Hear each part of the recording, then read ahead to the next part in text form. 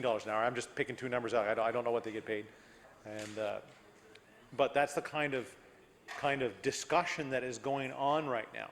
And beyond that, what I will present to you is basically a letter received by a patient by one of those groups that creates a whole lot of concern on behalf of that patient that their service is going to be lost completely. And then the concern that if a big private company comes up and scoops up all this work, that they'll never have the same healthcare provider coming to their house to provide them with that service, whether it is CCA service or if it is nursing care that they require.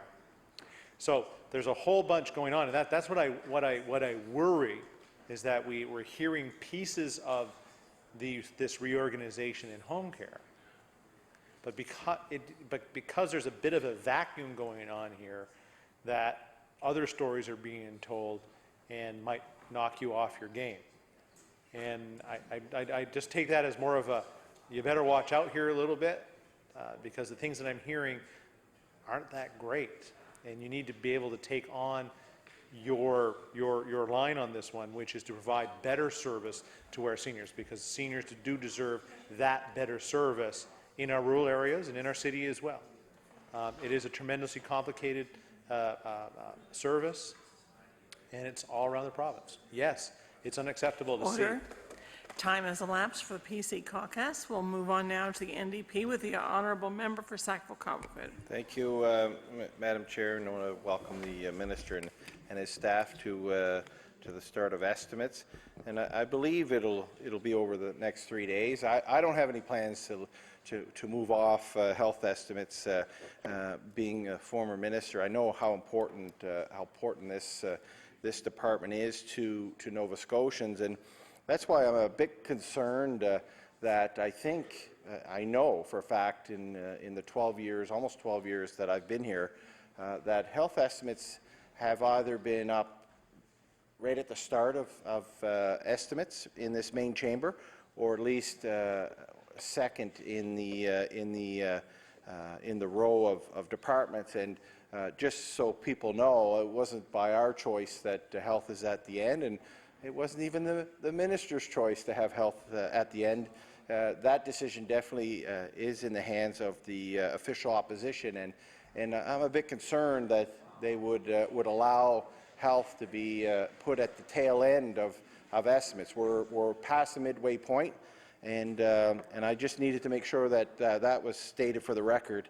That this is the first time in my almost 12 years here that we're wrapping up with health.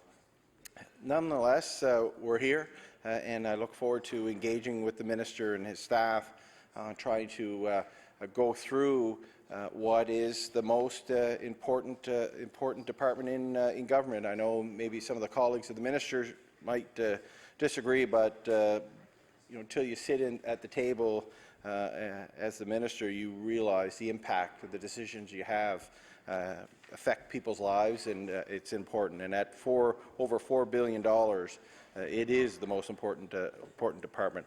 So I'm going to try to get right into kind of direct questions, trying to get some more clarity on what the decisions the government is making and the impact it has on the budget itself, especially financial.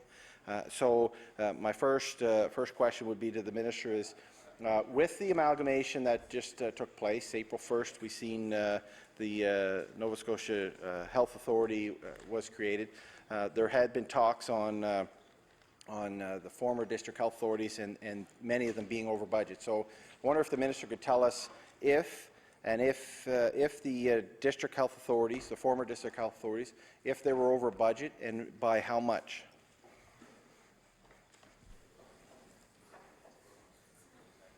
The Honourable Minister of Health and Wellness. Thank you very much, Madam Chair, and I do welcome the member for Sackville-Cobequid, Foreign Minister, to the debate on estimates. And the question is pretty straightforward. We were running a high deficit, not unusual from going back in time. In fact, I know the Chief Financial Officer took a look back through the years, and we were about the same and ran at 22 million over budget this year. And it was, however, because of the way in which the budgeting and the finances of the department are done, as the member opposite would know, that was accommodated within the Department of Health and Wellness budget. So that was able to be looked after through that normal process. In fact, we had a few areas where some very good mitigations were done to help us arrive at that figure. Member for Sackville-Cobequid. Okay, thank you, Madam Chair, and thank the Minister for that. I'm wondering if the Minister could provide us a breakdown of exactly which district health authorities were over budget. If he can't provide it right now, maybe just indicate when he might be able to provide us with that information. The Honourable Minister of Health and Wellness. I can certainly provide the member with the figures if he wants the figures. For that, we had District Health Authority 1, the South Shore, 347,000. The two that and the DHA 2, 1.2 million. Valley was on. Oh, sorry, that's the this one right here. Oh, yeah, sorry, yeah. Sorry, I was looking in the wrong column. The Southwest was 2.8. Valley was on budget. District Health 4, 8.5. That would be Colchester, East Hants. Cumberland was 2.5. Pictou 4.5. Gasha 1.4. And we had then the Cape Breton 6.2, and we have a 0 for the IWK, and Capital was, oh yes, this was Capital right here, and they were 0. So we had unallocated funding of 5.5 million, which brought it down to the 21.8 million. Now, as we know, some of this counting would not be finished at this point in the year, and that final information certainly we can make available. The honourable member for Sackville-Cobequid. Thank you, Mr. Chair, and definitely we appreciate. I know I scribbled them down, but we'd appreciate if the minister could table that. One of those figures that caught my attention definitely was Cape Breton, at 6.2 million, I believe the minister indicated. I know going through that budgetary process, there's a lot of information, but there are reasons why you may see some of these districts go over budget. I know we worked extremely hard with the district health authorities to avoid that. So I'm just wondering if the minister knows, or can he provide any detail on why Cape Breton, for example, would be, I believe, the highest at 6.2 million over budget.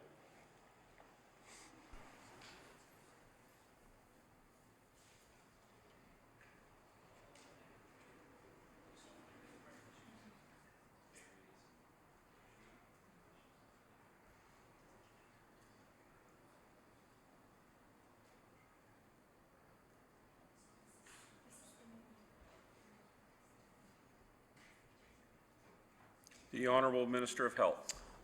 Thank you very much, Mr. Chair, and I welcome you to proceedings here for estimates today.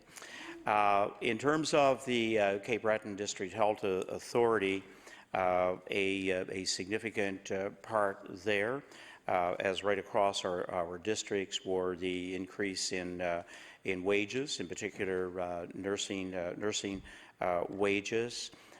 It's also an area that, again, as the former CEO pointed out, maintaining 4 major facilities has really challenged them in recent years.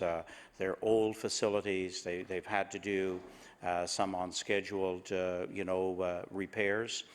Also, we know that utilization at the regional hospital in particular, we do get some wait lists there. So it's a combination of a number of areas that led to that figure for this year. One of the areas that I was apprised of when I visited Cape Breton Regional, and I could see for myself, were the number of cancer patients that we have, and there's been certainly no diminishing of that number. And in fact, we know that it has the highest rates of cancer in our province, and that's why I was pleased to say that we have a new linear accelerator on order for Cape Breton. So it's a number of areas that would make up that cost overrun. The honourable member for Sackville-Cobequid. Thank you, Mr. Chair. So the minister mentioned some nursing or wages for nursing. I would assume then that may or it should, I would assume, include overtime costs for nursing. And if so, I'm wondering if the minister could provide us with what the overtime costs were for nurses in the district health authority, if they've identified that as the reason for going over budget.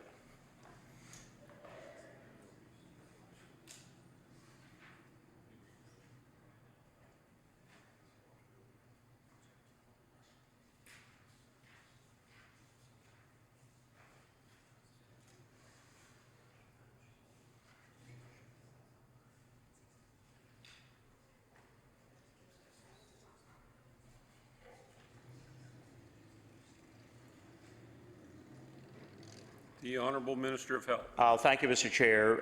That's a figure that we're still working on, but we'll have it here shortly for the member. The honourable member for Sackville-Cobequid. Thank you, Mr. Chair, and thank you for the minister. The minister mentioned some work that needed to be done is one of the reasons why Cape Breton, for example, may be over budget. But trying to find through the capital plan that was released by the government some of the initiatives under health, and there are a number of them.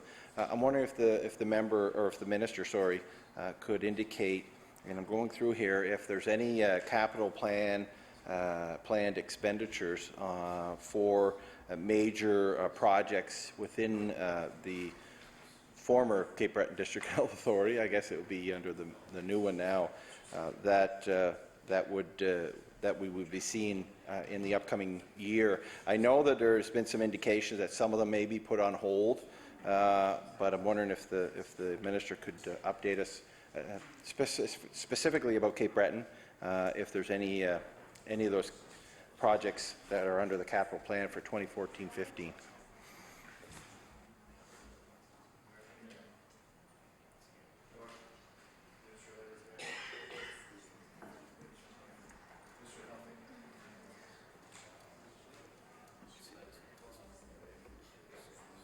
The honourable Minister of Health. Thank you, Mr. Chair. And as the member knows, sometimes pulling that detail out of our binders requires a little bit of time. But we'll have that available for the member. The honourable member for Sackville-Cobequid.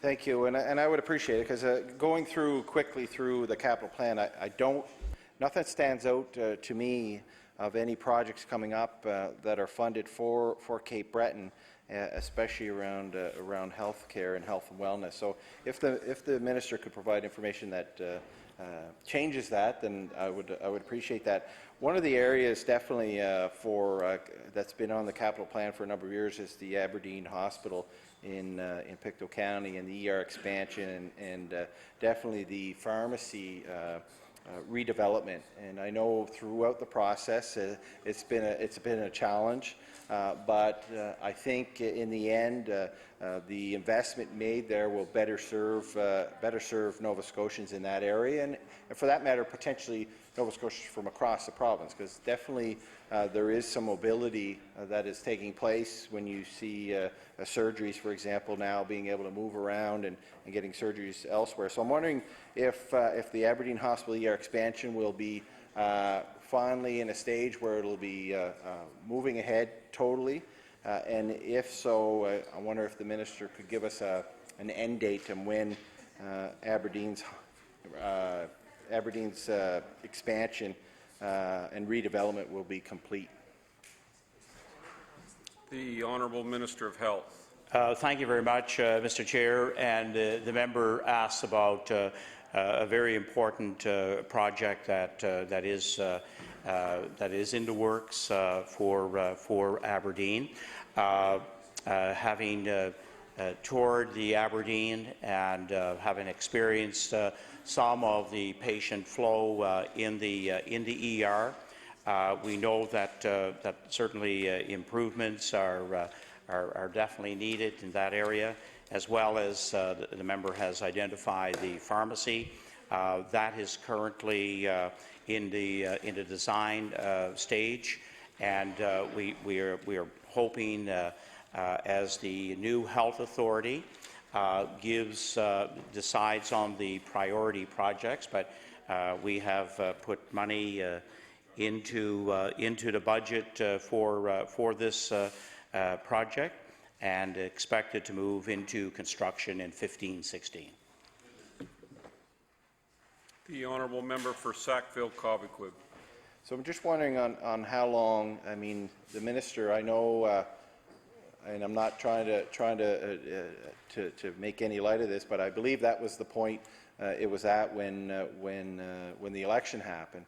So it's been 18 months. So how long has it been in the design phase of the project? And am I hearing you correctly, or sorry, through you, Mr. Chair, am I hearing the minister correctly, stating that this project there's no delay? It's in this year's budget, 15-16 budget. So it's not in this year's budget. So I would take it that's one of the delays. So I'm wondering, why would it be in the capital budget plan for 14-15 if that work's not going to take place? Was there a decision made since the release of the capital plan to push that project off until next year's budget? Right. The Honourable Minister of Health. Thank you, Mr. Chair. I know when I toured the facility and looked at the proposed project, and we know the formula is 25% coming from the local, generally a foundation, but fundraising locally. There was a very definite hold-up on the fact that it was going to be required a substantial project around the new electrical requirements for the redevelopment of the ER, and as a result, it got into one of those to and fro situations where is that something that the department should handle 100%? Should it be part of the cost ratio of 75-25? And I can tell you that was part of where that project started to certainly encounter some delay. The Honourable Member for Sackville-Cobequid. So I'm wondering if the minister could give us an updated projection of the estimated cost of this project, both the ER and the pharmacy redesign.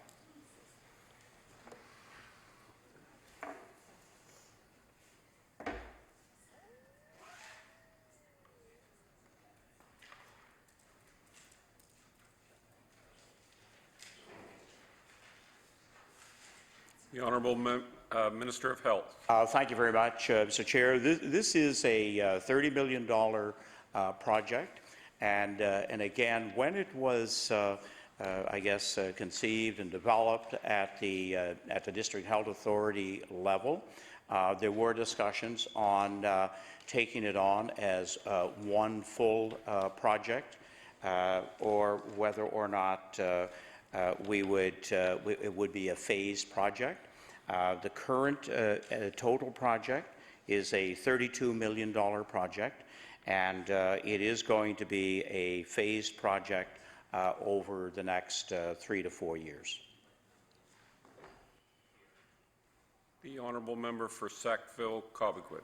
Thank you, Mr. Chair, and I thank the minister for that. I don't think the residents of the area are going to welcome the news that this project is another 3 to 4 years out from completion.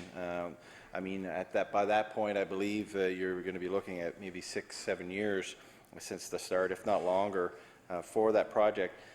The other area I know of concern for many Nova Scotians is the Centennial Building, just down the street from our legislature here, and there had been significant work done, especially in the design and what was needed for replacement for that. There is mention in the capital plan, but I'm wondering if the minister could indicate if that project is also potentially on hold, or are we going to see some movement this year on what will happen to the Centennial Building as a replacement, which is much needed. The Honourable Minister of Health. Thank you very much, Mr. Chair. Just to relate back to the Aberdeen, this was a decision point with the previous health authority that they could manage it in terms of their funding arrangement. Also, with keeping the hospital functional through the work, that by phasing it seemed to be an acceptable an approach to this project. In relation to the Centennial Building, I'm not sure if the member, in fact, was minister at the time when talk on the Centennial Centennial Building began. I'm not sure if he was there for the completion of Phase 1 design. We've now moved into the Phase 2 design, and of course, when we're talking about a building of probably $400 to $500 million, roughly in that area. It probably goes even into a third detailed design plan. And so when we're building that state-of-the-art Centennial, we're I think on track to where the fundraising will be launched, and Phase 2 design will bring us to I think a point where an announcement will in fact be part of the releasing the plan for the build. The honourable member for Sackville-Cobequid. Thank you, Mr. Chair. So on both those projects, first on the Aberdeen cost is roughly about $32 million, and then the minister mentioned 400, maybe 500 million for the Centennial replacement for the Centennial Building. So with that cost, will the foundations be required? So I'll do the Aberdeen first. Will the foundation in that area, will they be required to come up with 25% of that 32 million? The Honourable Minister of Health. Thank you very much. Thank you very much, Mr. Chair. When I say 400 million, that's likely where we'll be. It was a few years ago when it was pegged at 380 million, so 400 million in that category. I've met with the foundation, and they certainly know, as many those who work there, those who go there for their care. We know that it was a building that should have lasted longer. I consider it as part of the 67 syndrome buildings where We put some of them up perhaps in a hurried fashion so that they could be opened in 1967 for centennial year. There are many older buildings in much, much better shape than the Centennial Building, but it is on its way with the Design 2 phase. And the foundation, who I have met with, are keen to bring to our province for our citizens and for the region a state-of-the-art facility, one that will have many more, I guess, flexible components for patient care than a traditional hospital. And the foundation will embrace, in both cases, the 25% requirement. The honourable member for Sackville-Cobequid. Thank you, Mr. Speaker, and definitely that is. I know through history that when government and especially Department of Health make these decisions, it's a challenge for the foundation, and I'm just wondering, with such a large project, will the foundation in Halifax, for example, will their feet be held to the fire on such a large cost? Even in Aberdeen at 32 million is going to be a challenge, and what I don't want to see is delay of the projects due to a possibility of the challenge that these foundations may find themselves in. So with the Centennial Building, and it is a significant cost, and we recognize that, and I recognize that. There has been talk, and I'll ask the minister, I don't know if there has been talk, there's been people talking outside government, is the fact that will the government be looking at a P3 model for the replacement of the Centennial Building?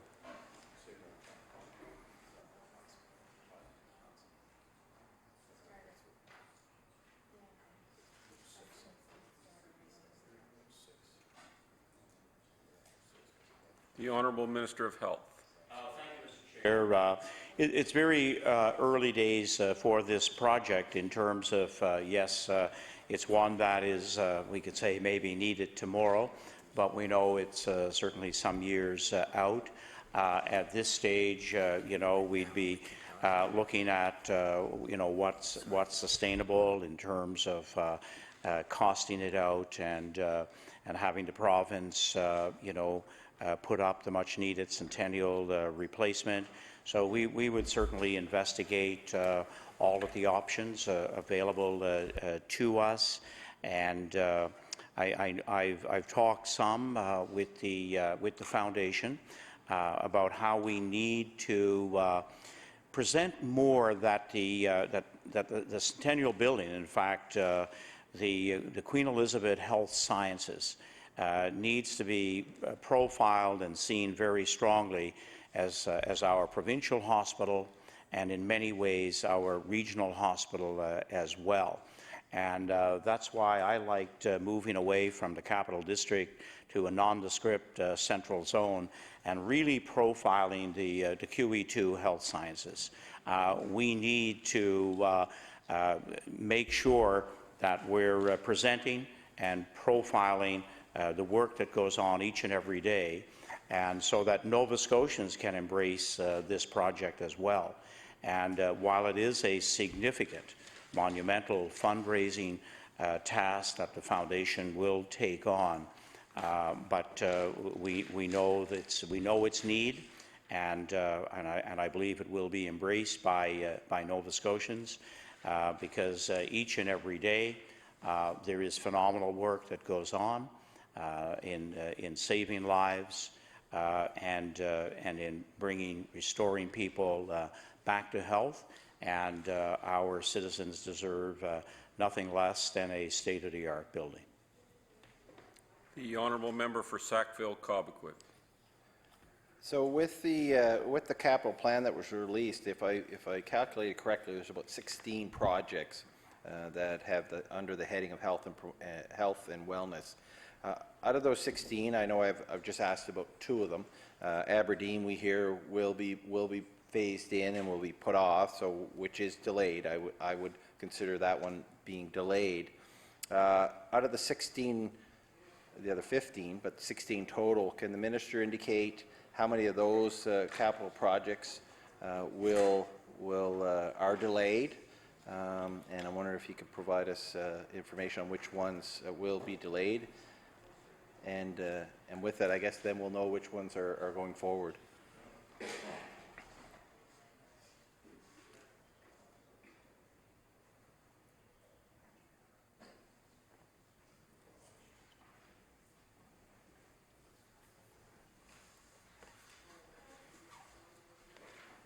The Honourable Minister of Health. Thank you very much, Mr. Chair, and what I can inform the member and respond to the question is that in 14-15 we did have some significant delays. However, those projects are now all being advanced, all being worked on. So those will carry into 15 and 16, and those that are in early stage work for 15-16 are where they need to be, and in fact, in a very, very short time, we'll have an announcement on one of those. The honourable member for Sackville-Cobequid. Thank you, Madam Chair. And the reason I'm asking these questions is that the government comes out every year, and this one this year is no different. Very early on, and I'm trying to remember when it came out. I don't know if it was in November or prior to that, but before the budget process. And what it does, it gives a snapshot and a picture to Nova Scotians on what is going to happen over the next year. And in this capital plan, and the investment is over $500 million, $535 million. So I know the minister indicated some are delayed, so I'll ask again if he can provide me with a breakdown of which of these projects will be delayed into another year. So if they're not going to happen in 14-15, that's what I would like to know, because in here, if you read through it, you Nova Scotians who read through this would look at it and say, okay, that's going to happen in this year's budget. So I'm wondering, again, if the minister could, and he doesn't have to provide it now if he doesn't have it, but to provide us with the breakdown of which of those 16 projects are now pushed off into next year's budget, and I would assume we'll see it in next year's capital plan. The Honourable Minister of Health and Wellness. Thank you very much, Madam Chair. And what I can provide the member with in a general way, first of all, when we now go about development of a project, whether it's a renovation project, a new build, we will be stage gating all of the projects, and therefore, many will have the design work completed. We'll know what the cost is going to be, and that's when we will be announcing some of these projects. And the ones that are being delayed for any reason, I will provide a list of those to the member. The Honourable Member for Sackville-Cobequid. Thank you. And what I was trying to get is the minister's schedule for the next 6 months or so, because what will happen now, once the budget is passed, the minister will have announcements around the province. But I appreciate the minister indicating that he will provide me and the House a list of those projects that will be put off next year. I know we'll hear about the ones that aren't when we see the news releases going out. I want to go quickly. I know I have about 28 minutes left in this section. Just on something the minister mentioned in his opening comments. He talked about a health innovation strategy. So I'm wondering if the minister could tell us what the cost will be to create that innovative health innovation strategy. The Honourable Minister of Health and Wellness. Thank you very much, Madam Chair. Pleased to say, first of all, that we've had, and it has been a public announcement on a deputy minister for seniors and sport and innovation come to the Department of Health. We want to make innovation a stronger part of the work that we do across health and wellness.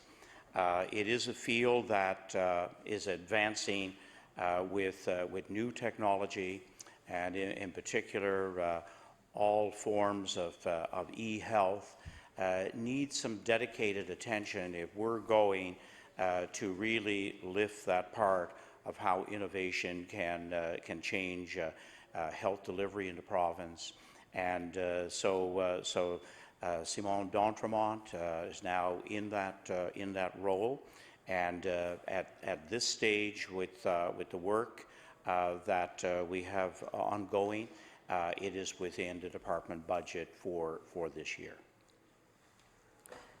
The Honourable Member for Sackville-Cobequid. So I assume there must be a ballpark figure, and maybe the minister can give us that. And also, I know we mentioned the new deputy minister will be leading that, I understand. Is there a list of any other participants that the minister will call on to create this strategy? And will it be a broad sector of maybe experts who work within the field? So I'm wondering again, if it's within the budget, then there must be a cost, and then if he could list who the participants may be that the government's going to look upon to come up with this strategy. The Honourable Minister of Health and Wellness. Thank you, Madam Chair.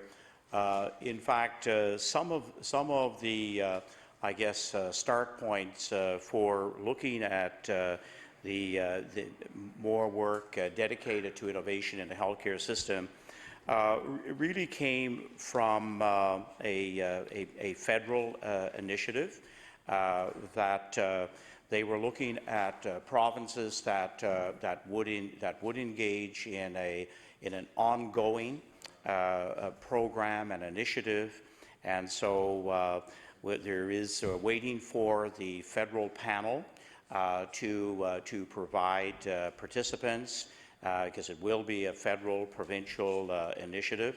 This will in fact be one of the areas that the federal government, we are hoping, will in fact add some dollars to our health and wellness initiatives, and it'll obviously be coming from the academic community, coming from business, health leaders, and there will be those on the federal side of research that will make up this initiative. When I met with Minister Ambrose some months ago, she saw many good initiatives happening in our province. At any one time, we have about 15 lead projects in the country taking place here. So we are really going to capitalize on some federal opportunity, and I'm pleased to say it's an area that, again, our deputy minister, deputy ministers in this case, are dedicated to seeing us play a much more active role, and in fact be able to bring some of our innovation experience to the national table. We have that kind of work that is currently going on in the province, and I believe if we once we get that panel in place, we will be in a position to speak to some of the actual projects that will roll out. The Honourable Member for Sackville-Cobequid. Thank you, Madam Chair. Thank you, and I look forward to the minister giving us a breakdown of that and that initiative going forward. So going back to a few minutes ago when I mentioned and asked around the deficit that was seen by the district health authorities, there was about I think he gave me a better figure. It was about 22 million, but 21.8 million, I believe.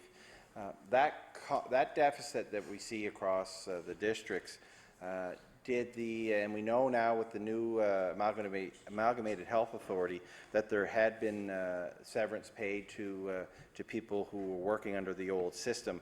So under that deficit that the districts had, were they required to put into their budget the costs of the severance? And if the minister could tell, I believe the last figure we heard was about 4.8 million, I believe, maybe 4.5 million.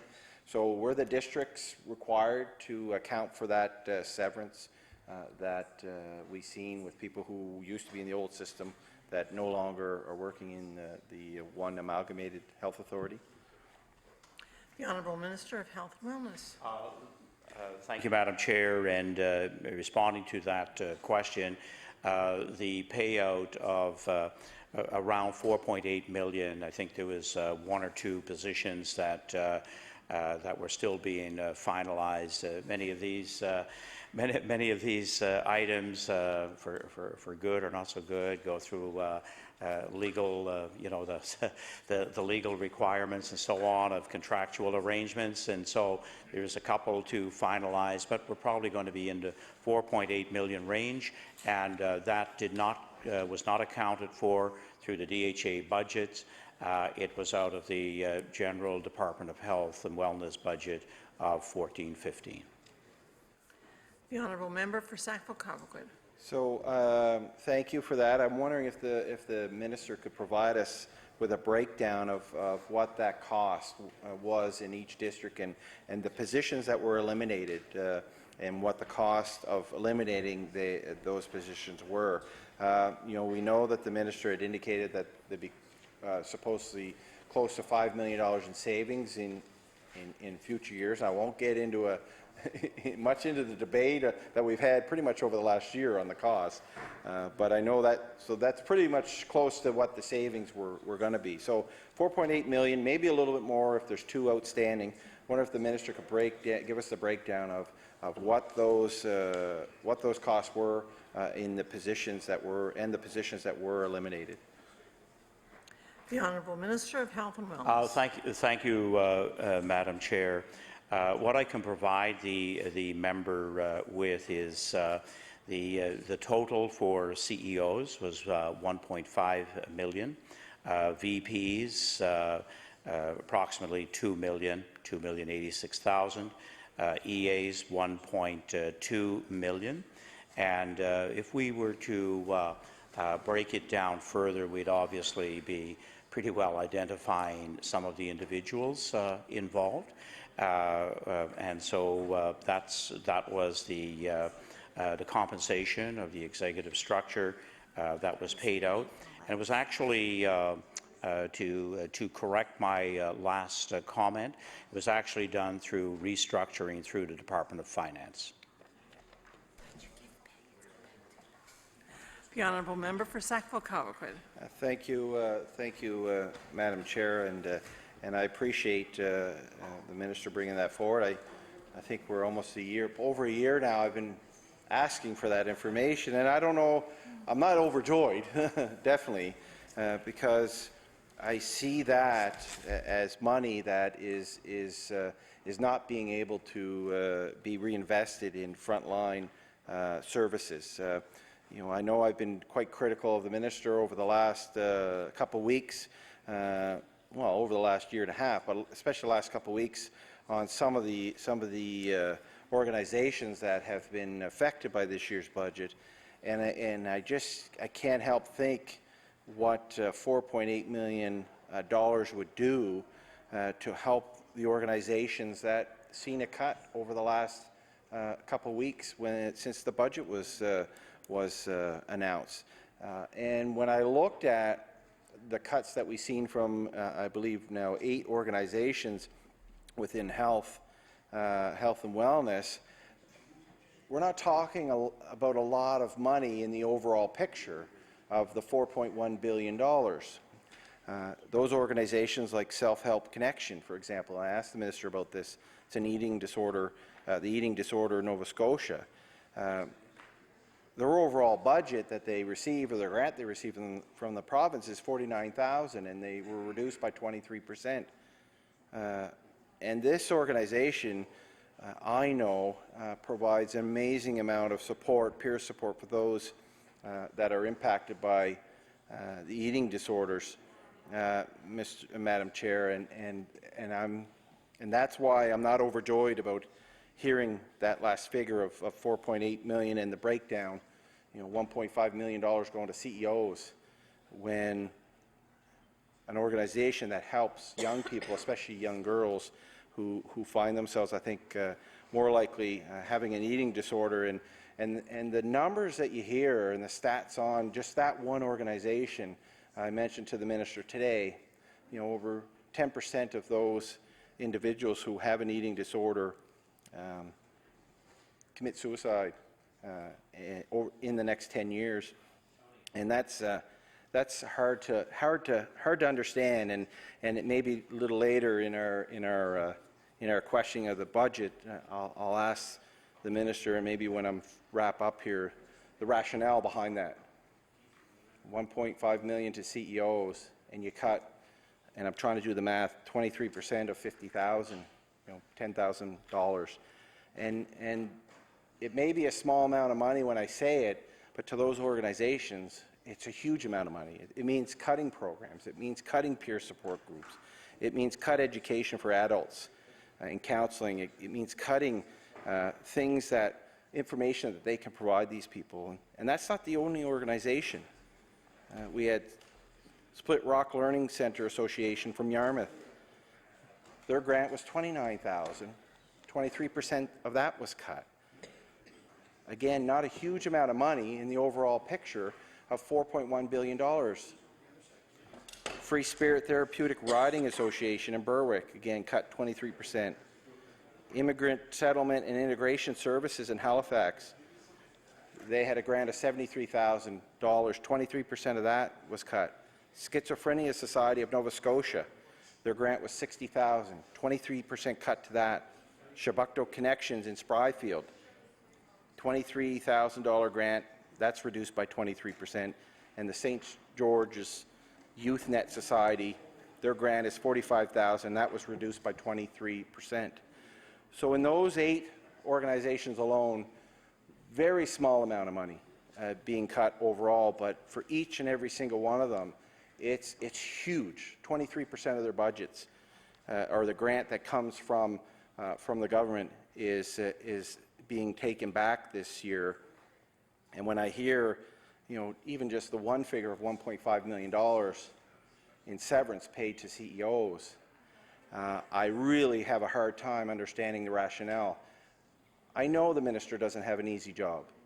I was there, and I know we went through organizations and funding and grants and services, and it's very hard to make changes in health.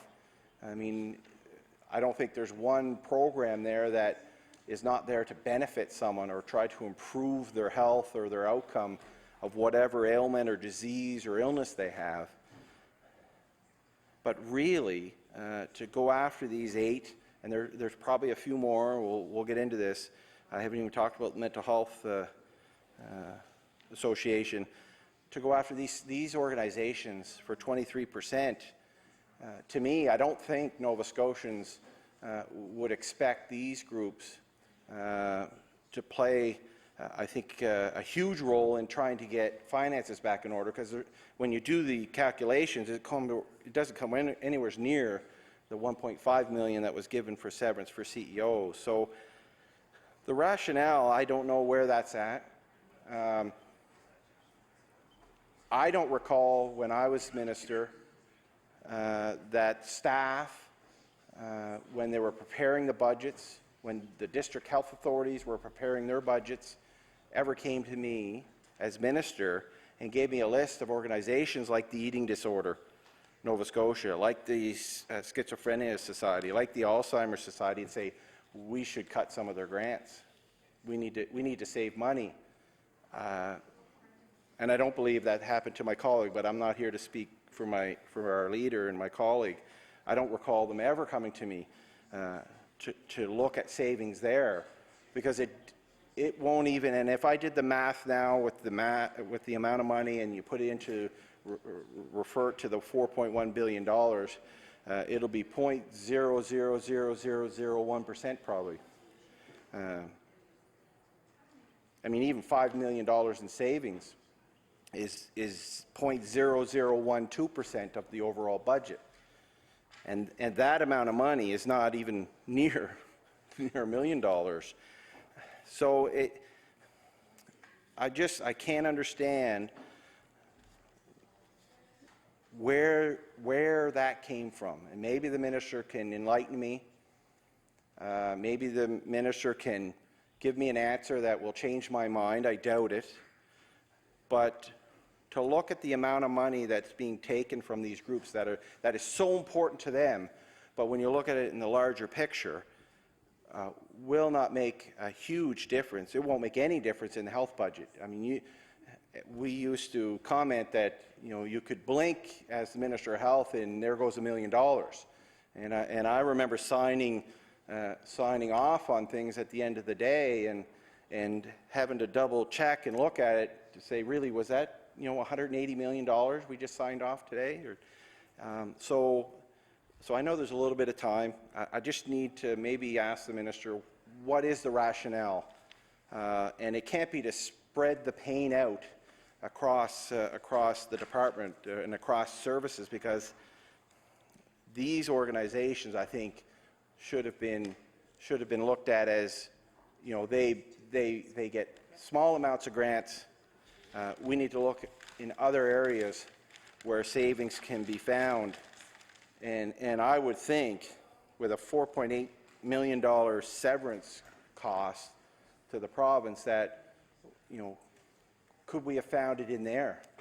I don't know, but so I'll sit down. I'll ask the minister, can he give me the rationale why the 8 groups that I just mentioned were targeted in this budget to come up with a very small amount of money in the overall picture of a $4.1 billion budget.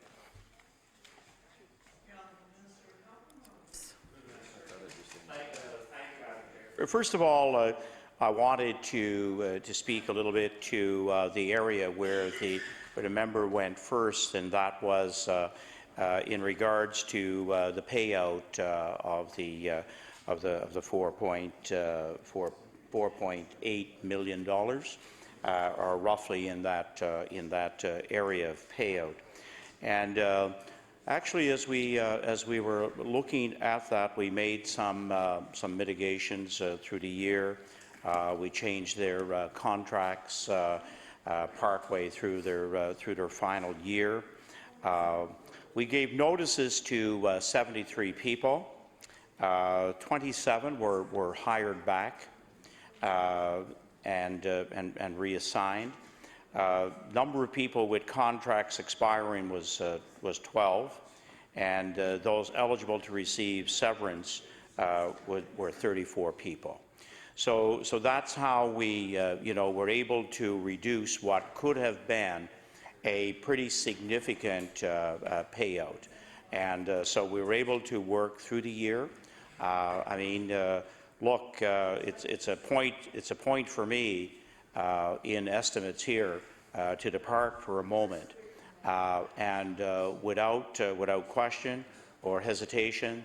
And I know the Deputy Minister who monitors the work of the system and the work of the CEO, the former CEOs in the districts, and they all embraced those last months of a system that was going to change dramatically in terms of the administrative structure, agreed to sign those new contracts, and in fact worked off part of the severance that they could have received. It was a pretty strong severance, but again, we know the work, and the 3 former ministers certainly know the responsibilities that our CEOs have in the day-to-day managing and making sure that our healthcare system is as responsive as it possibly can be to many needs across that continuum of care. So you know, I applaud them and thank them for their commitment to make those last months work as they had for a number of years in most of the CEO and VP cases. And we're fortunate to have a number of people now who are part of that leadership team going forward. I am pleased with the fact that we did not have to look beyond our province, and I think the three members opposite who held the position of the Minister of Health realized that we have been blessed in the province through a number of fortuitous hirings, whether it was somebody from another part of the country that came in to head up the QE2, or for personal reasons came to this province. So they certainly have made a great contribution, and pleased that a number of them are guiding the new health system. In terms of making cuts, which we have done in many areas in this particular year, we know that we couldn't continue to have anywhere from $200 to $300 million deficits in our province. We can't continue to add millions of dollars to the overall debt of the province. It is our government's goal to keep that total debt at $15 billion, and we all hope for a day when we'll start to reduce that figure. We want to have fiscal health. I believe good fiscal health will lead to greater opportunity to do more in the healthcare system. You know, we decided that the cuts would be distributed across all departments.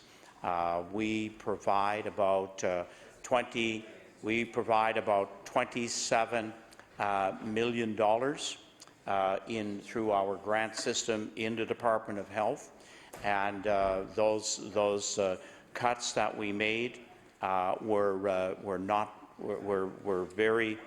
very tough to make.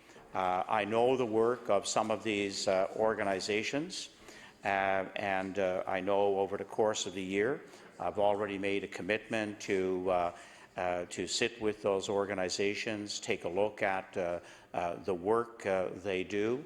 You know, can there be some other alignments, again, in the community, other ways in which they can bolster their financial position to carry out the work that they have been doing. I am, however, encouraged by a meeting that I had today with the head of psychiatry for the province, in taking a look at all of the work that goes on in the mental health field, and how, in fact, a number of the programs at the IWK, and especially the trauma-informed care now, is going system-wide. In fact, perhaps I believe some of that work is going to reach in a very substantial way into more communities of our province, and that is part of, as we know, Together We Can, the mental health strategy brought in by the previous government. And so while some organizations have to kind of regroup around some of the work that they have been doing, you know, my goal is to see some of that $5.5 million saving on just the first level of administrative change. There will be more to come. I believe we have kept it at a pace and with a plan that will serve our province well. We could have cut deeper in administration, but we've decided in this first phase around the CEOs, the VPs, and their assistants, and to have $5.5 million from just those two areas of administration that will go forward each and every year to do the required work on frontline health care. And, we're advancing, I believe, an area that is a lead in the country. When we look at the Schools Plus program, it is absolutely a lead. I've been fortunate, my whole community of schools, Schools Plus cover every school in my riding. And many of the schools, I'm intimately familiar with as a teacher, administrator. My children went to those schools. My grandchildren now go to those schools. And we're seeing where Schools Plus is already making a significant difference. And Dr. Jana Davidson pointed out it was a lead practice, and in many ways, I don't see any work being done in the name of mental health as having duplication. But I know this frontline health is going to make a huge difference in our province. And during the course of this fiscal year, I will have an opportunity, as I said, to get to know the work of these organizations, and we'll be meeting with them over the next while, and see how perhaps some other possible arrangements to make sure that these organizations stay vibrant and continue to do the work that they're doing so well. Time has elapsed for the NDP caucus, but at this time I'd like to offer the minister to have a short recess if you'd like. We have an hour and 45 minutes retaining. All right. We'll move on to the Progressive Conservative caucus with the Honourable Minister, or the Honourable Member for Argyle Barrington. Thank you, Madam Chair. No, hopefully I will never be Minister of Health again, so that's, thank you. No, I want Minister of CCH or one of those easier ones. Change that around. You keep doing what you're doing and you will be. As I said when I left off, we were talking about long-term care or home care, and we were talking about the RFP possibly going out. And I was talking about some of the debate or concern by union members, and now that's time to roll into the clients. And I'll just table this one. This is sort of my last piece on this topic, but and I'll table it. But it's NSGU home support workers play a critical role in our healthcare system. They care for the elderly and people who are sick or recovering from illness and stay at home. Help them stay at home in their homes rather than go to hospitals or long-term care. Now, government wants to let for-profit companies take over our home care support services. On the backside, it says this won't be good for vulnerable Nova Scotians who count on the care home support workers provide. Those companies are in it to make money. These companies will bid low to land a government contract and slash workers' wages and benefits to make a profit. This means home care support workers will have less money to support their families and help them stay in our communities. There will be increased shortages of home support workers due to decreased wages and benefits. That's a real problem. Our wait list for home care services has grown by 80%. Nova Scotia has the oldest population per capita in Canada, and the proportion of Nova Scotians age 65 or older is expected to increase from approximately 17.7% to 25% by 2026. The vast majority of our clients are seniors. Please help us make sure your home support services are protected. Talk to your MLA and Minister of Health, your name, sir, and a few phone numbers and your email. So this is going, I think, to clients of home care service by one of our unions. So just wanted to give you an opportunity to comment on that. The Honourable Minister of Health and Wellness. Thank you very much, Madam Chair, and I thank the member for that question. And this is something that, in my approach as an MLA and as Minister, is that I welcome all points of view and all perspectives. And we know that any time that change comes about, worst case scenarios are put out there. I know, for example, that with our health restructuring, it is very early days. Look, we are already seeing many of the potentials of improvement and of providing the right care, the right place, making the services accessible to all Nova Scotians across the province in a more timely way. We're just in the beginning, literally hours of what we can do. We've set in place a foundation for health transformation that will go on for the next 5 or 8 years. Change is always difficult. There's no question about that. And however, I've also received in fact, I've been overwhelmed by the number of people who are embracing what we're doing, knowing that this work will make a real difference. When I take a look at some of the areas of health care where we were an absolute last place, a laggard in the country, and where we brought in a provincial program. We can start back about 20 years ago. I remember in my community having a pretty good ambulance service run by the funeral home. Well, my gosh, when we're going to go to this province-wide ambulance system, the sky is falling.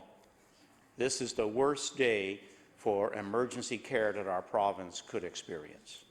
Well, we know where we are today. We know where we are today.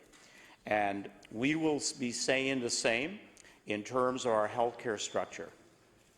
We had some of the worst outcomes in about 2006 for health, for heart attacks and stroke. And we changed that whole model of care, and now the outcomes have dramatically changed in our province. And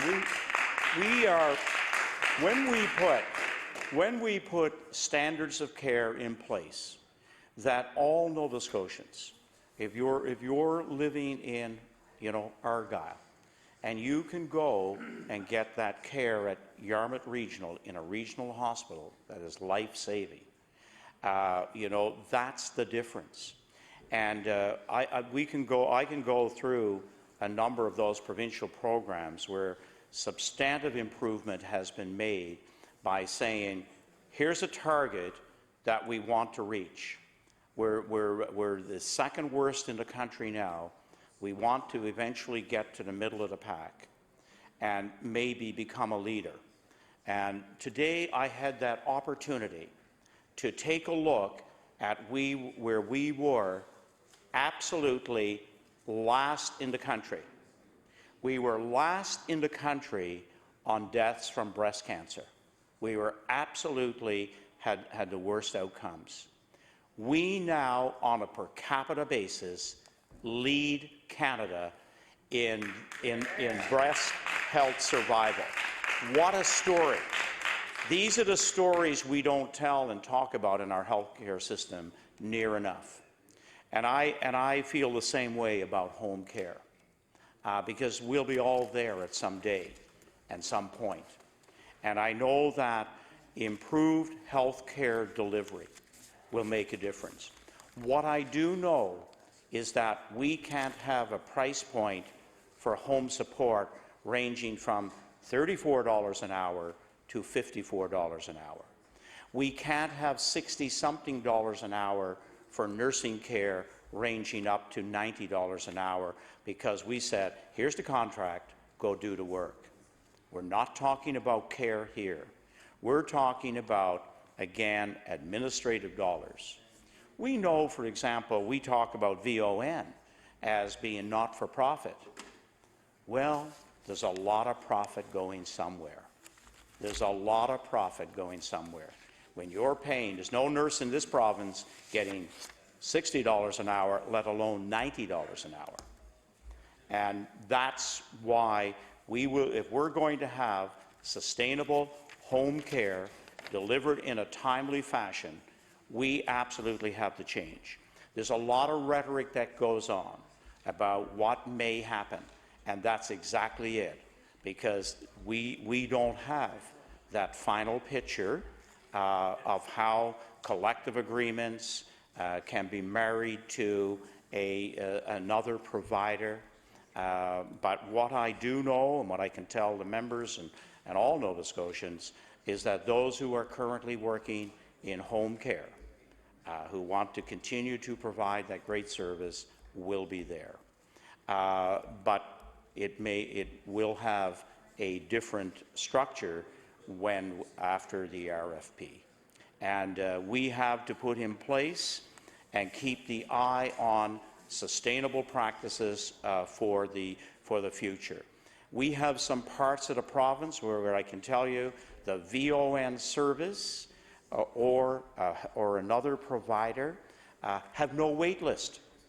They've already done a lot of logistical work around efficiencies, and they will have a healthcare provider go out the door, and they're looking after 5 people in a very confined geography. In your previous hour, I gave you some of the worst examples of what does exist. That has to change so that when that cohort that will eventually become almost a third of our population as seniors, or at least over 65. 65 is not really that old, is it, Doctor? So we know that we have to change this picture, and you know, sometimes these changes can go relatively smooth. Other times there may be some of those adjustments that we will all have to make. But I'm willing to change for a better day, a better delivery of service. I don't want to see, 700 hours or 800 hours of unfulfilled home care because we don't have the people, or we're paying way too much to some of the providers now. And I think that kind of leveling of the service across the province will stand us well into the future. The honourable member for Clare, Argyle, Barrington. I would only be lucky to be Claire as well. Thank you very much, Madam Chair, and of course, Minister. And there's very little in there that I would disagree with you. But what I'm trying to illustrate with that is the issue. Bill 1 was a bit of a big debate. I don't want you to lose sight of, if you lose the debate, regardless if it's right or wrong, people will believe one way or another. So just to be careful on that in the fact that there might be a vacuum on your side of the story for what you're trying to do, that if we somehow convince people that patient care will be interrupted, that patient care will not be happening, then you will lose that debate, and for all the wrong reasons, for quite good there. I want to switch over just a little bit to pharmaceuticals. If we quickly look at the budget lines on that one, which is probably the third largest line number, if not the second, which is a $270 million item, where we have the assistance for low-income residents with diabetes, the Nova Scotia Family Pharmacare Program, the Seniors Pharmacare Program, the Special Drug Program. So a number of great programs for Nova Scotians in this. We see, I wouldn't call that large growth, but it's a pretty big growth compared to other line items on this one. So I'm just wondering in what you attribute that growth to. And then maybe we can talk about pharmacist services, as I was just up visiting with them just a moment ago.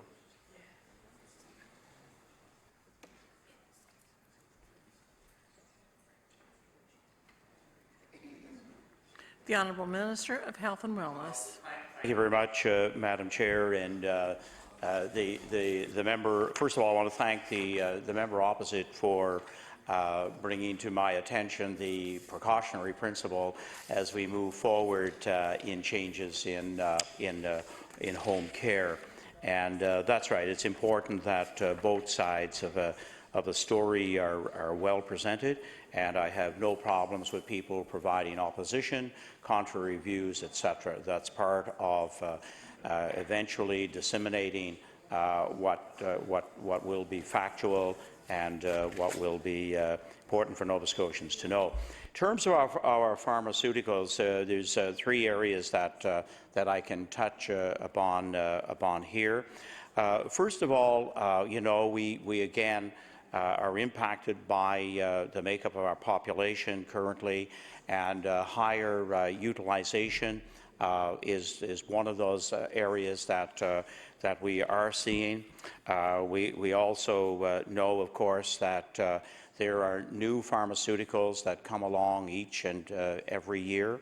For example, during the past year, we know that in our province there were eight patients that could benefit from the cystic fibrosis drug Kalydeco. And 7 of those are being looked after by our PharmaCare program. One is was on a trial, and the company is continuing to cover that, or private insurance, one or the other. There was a few there that were into a trial coverage. So if we take a look at that drug alone, that's probably, you know, 7 times close to $300,000 a year, which gives us some idea of the cost. I think it's around $1.8 million for Kalydeco. So also, what's interesting is that we get some other provinces that only have 1 or 2 patients in that subset of cystic fibrosis with that, I think it's 511G gene that's part of cystic fibrosis genetic makeup that can be positively benefit from Kalydeco. So that's just one example. One of the big growing areas that we hear a lot about today are oral cancer drugs. And, you know, to be able to get that therapy at home by oral medication is a phenomenal improvement. But again, those are very, very expensive pharmaceuticals. And we have, in Nova Scotia, we have a combination of coverage, whether it's senior pharmacare, family pharmacare, some, again, from private insurance. We also have, which is a very good news part of the story around the companies, the pharmaceutical companies that make oral drugs. They have compassionate programs. I think almost all of them, I think right to a T, have that kind of support as well. So that's really you know, a couple of the areas that have caused that line item in the budget to go up. We've had a bit of offset by increased generic drug use, but we are actually closing in on now the number of molecules that we can probably benefit from. We're at that 18% now, so you know, 18% cost of brand. So we're getting probably as low as we can in that area. It will be the changeover for individuals, for hospitals, to a greater amount of generic use that may help us hold the line on this growing budgetary cost. The Honourable Member for Argyle-Barrington. Thank you very much, Madam Chair, and I thank the Minister for his answer on that one. So maybe get into some more questions in and around this one, as there's some, you know, there's 2 really big programs here and a couple little ones. One that's being, I think, should be phased out, but I guess it's still up and running with the Assistance for Low-Income Residents with Diabetes.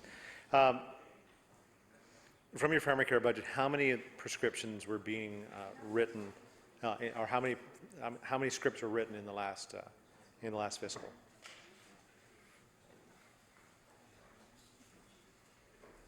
The Honourable Minister of Health and Wellness. Thank you, Madam Chair. Perhaps if we weren't doing estimates and we were at the PANS organization event this evening, we could probably ask the Pharmaceutical Association for that figure. No, it's one that we can provide, and we don't have it in our repository of information here.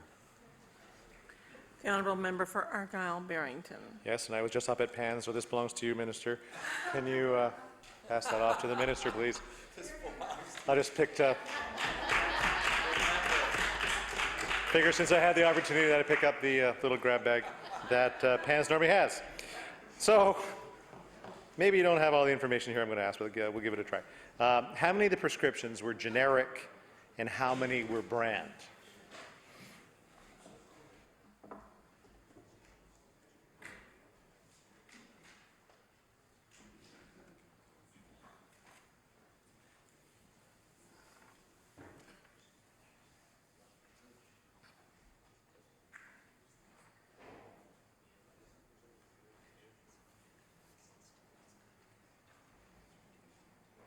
The Honourable Minister of Health and Wellness.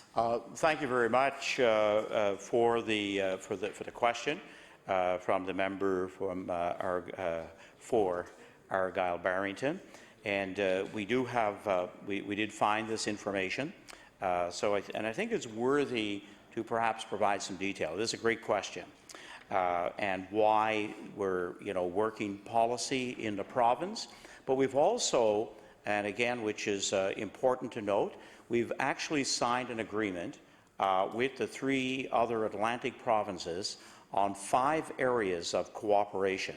5 areas where we will set out to collectively work together on, and this is one of those areas with greater utilization of generic drugs. So in the brand drugs, so you can write this down, we have 1.7 million prescriptions, and that constitutes 30% of all prescriptions. Generic drugs were prescribed at 3.9 million, and that was 67% of the prescriptions that went out. But here's the catch. So we only have 30% of brand, but the cost was 57% of what we pay out, and we had, twice as many generic prescriptions go out, and it was 36% of the cost. So again, if we can stay on a path and a program where it's appropriate, then that's again, one of those areas where we can make cost savings, but not impact in any way negatively on a patient's care. So it is a great question that you did ask, and that's why if we can reduce that 57% cost, again, it will allow us to do more for Nova Scotians, whether it's in the pharmaceutical area or in another area of health care. The Honourable Member for Argyll-Barrington. All right. Thank you for that answer. And you understand the size of pharmaceuticals in this province. It's a tremendous cost item, but requirement for the health of Nova Scotians. So you've signed an agreement with the other provinces. Maybe you can expand a little bit on that, and maybe try to explain the Pan-Canadian Purchasing or Pharmaceutical Alliance and how maybe that goes in on that bulk buying of generic drugs.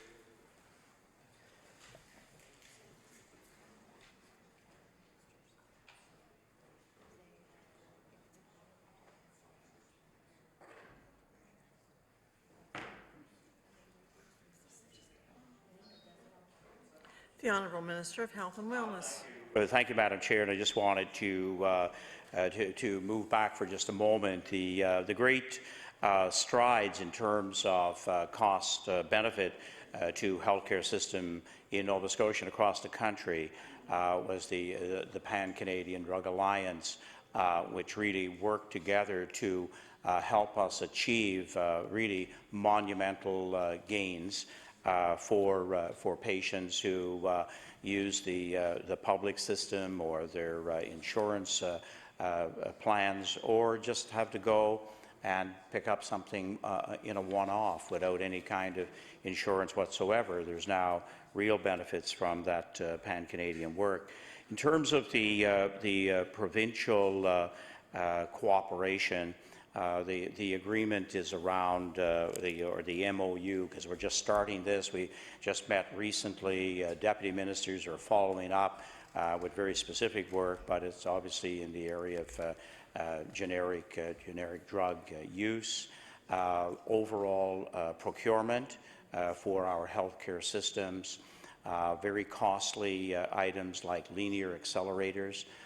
Again, if we can buy, whenever our dates come up for renewal, they have a life cycle of about 15 years. In this budget year, we have money for 4 linear accelerators, 1 for Sydney, 3 for Halifax, and once they are installed, at least for a few years, we are projected to have the most modern radiation delivery system in Canada. We will have the 4 latest version of linear accelerators. So that's a very, very exciting to look forward to for those people who will need that kind of treatment. So those are the three of the areas that we're working in the agreement on, and again, I should speak to the fact that I met very early with a couple of the health ministers from New Brunswick PEI. We had a second and a third meeting. We invited Newfoundland along. They were pleased to be part of this Atlantic effort. And what we signaled as health ministers, and something I profoundly believe in, and the deputy minister, will carry this work on much of the detail and minutiae that needs to go on. But what we wanted to really embed in our health departments was that no matter who was minister, what party was in office, that we needed to look to a long-term cooperation among the Atlantic provinces. And so I'm finding excellent cooperation as the Minister for Nova Scotia, and I know that, again, collectively, we can bring better results, and especially in the procurement area to our province. But I think even perhaps we can collectively have a voice at the national table on perhaps 1 or 2 areas that can make a difference for our province, especially at a time when we've gone to per capita funding, and we need to be looking at what other ways can we as an Atlantic quartet get hopefully the support of other ministers of health to approach the federal government on a couple of areas. And I've spoken to one of those areas publicly around pharmacare, which you happen to be asking questions about at the moment. But I think that the early days of this Atlantic cooperation signal some good results for the future. The Honourable Member for Argyle-Barrington. So the Pharmaceutical Alliance, or PCPA, the Healthcare Innovation Working Group from the Council of the Federation negotiated 49 brand-related negotiations, 14 commonly used generics. Collectively, this saved the provinces an estimated $315 million, as per the Council of the Federation website. So, of the $315 million saved, how much did Nova Scotia receive, and where did you invest that money? Did it go back into purchasing more pharmaceuticals, or did it go into general revenues?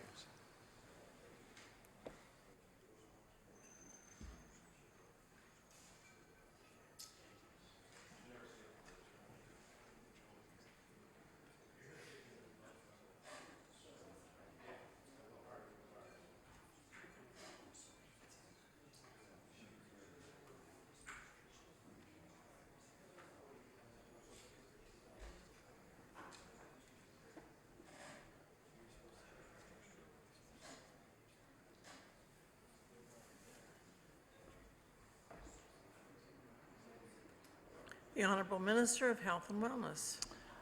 Thank you very much, Madam Chair. And I'm actually been informed that it's difficult to separate that out.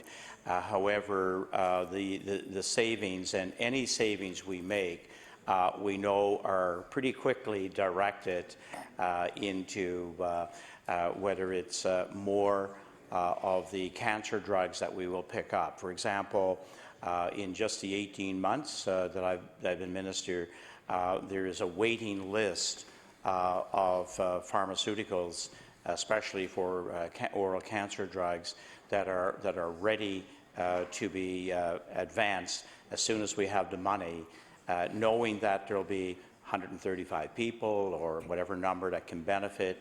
And so we know that much of that money actually went back into the pharmaceuticals required, especially through family pharmacare, seniors pharmacare. Any other savings would have again been advanced into our general health care requirements. The Honourable Member for Argyle-Barrington. Thank you very much, Madam Chair. And knowing full that that still we're talking about a lot of money, and hopefully it gets reinvested into better pharmaceutical programs and better access for Nova Scotians. The savings from the PCP activity over the past number of years are only a fraction compared to what the province does pay for pharmaceuticals over that time. Many believe that utilization and adherence programs will equate to bigger savings. So what's the government's thought on this? I mean, are there better ways for Nova Scotians to use drugs? I mean, is it, should doctors be prescribing better? Should pharmacists be taking care of this a little better? Are there more access programs or monitoring programs that could be put in place to make sure that we're actually getting the best bang for the dollars that we spend?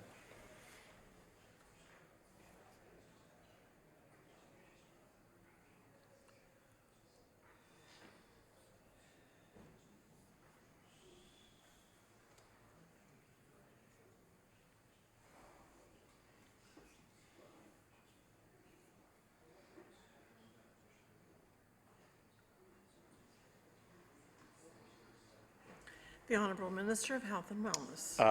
Thank you, Madam Chair. And, that was a great question posed by the member.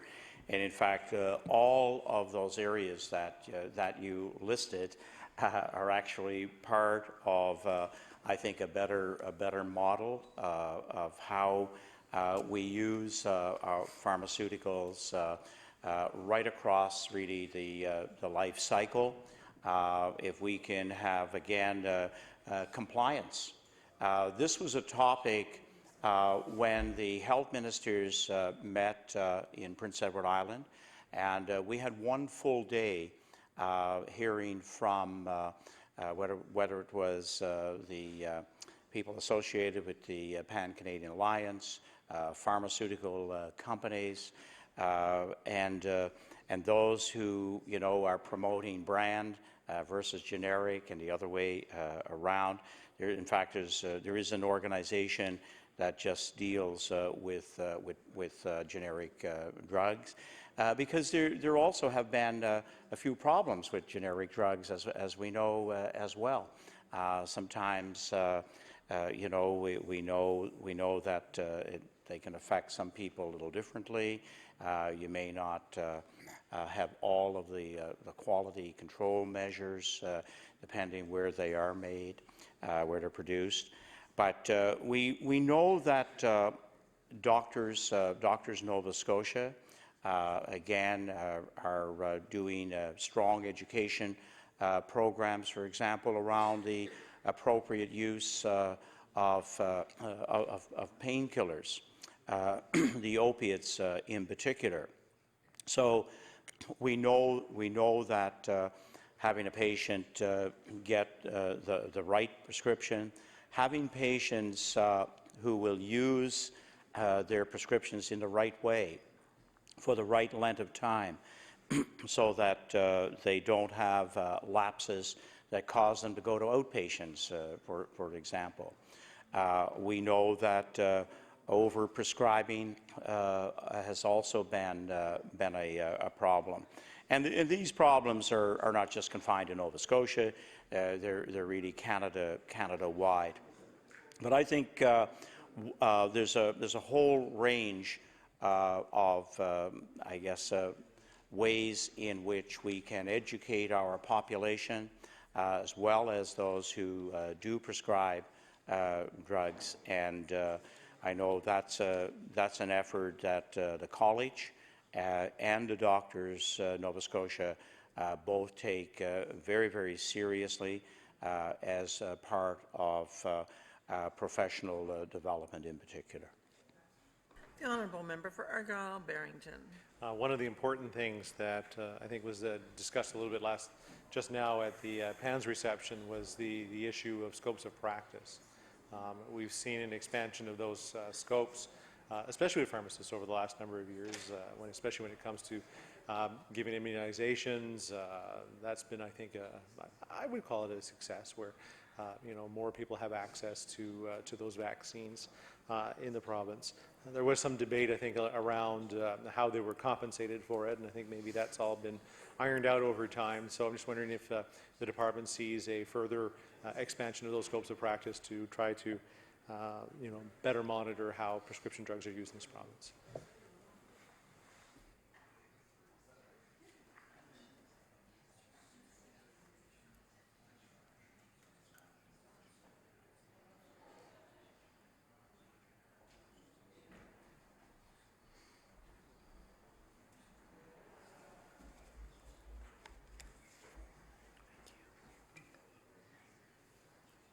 The Honourable Minister of Health and Wellness.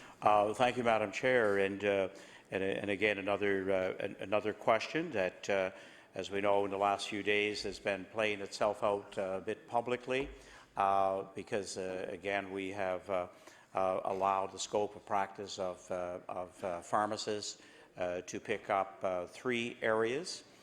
Those 3 areas, flu shots and all the work that we do, will go through an evaluation process to make sure that we have the rigor in place, so that it is, again, of the highest quality care. We know that the team concept of providing primary care is expanding. I was recently at one of our collaborative medical practices here in the province, and in fact it was on the South Shore, and I asked them, I said, if there was one practitioner that you would like to add to your team, and they had, I believe it was 5 doctors, 2 nurse practitioners, a family practice nurse, physiotherapist, and without hesitation we would add a pharmacist to our team here. The changes that are going on in that pharmaceutical world, they are the people who are keeping up to date. And in fact, we now have occasions where, a doctor will prescribe something and the pharmacist will come back and say, look, here's a version that may suit your patient better. I mean, that's their job, is to be fully, up to date on that. So we know that if we have people who are being trained for 7 or 8 years, to allow them the full measure of their scope of practice, in our view in the department, is in fact the right way to go. However, we are doing this in consultation, in concert with Doctors Nova Scotia. Yes, there may be some, criticism and critical reviews, but as a department, we don't move and say, we're putting this in practice and so be it. We have done these changes of scope of practice with Doctors Nova Scotia.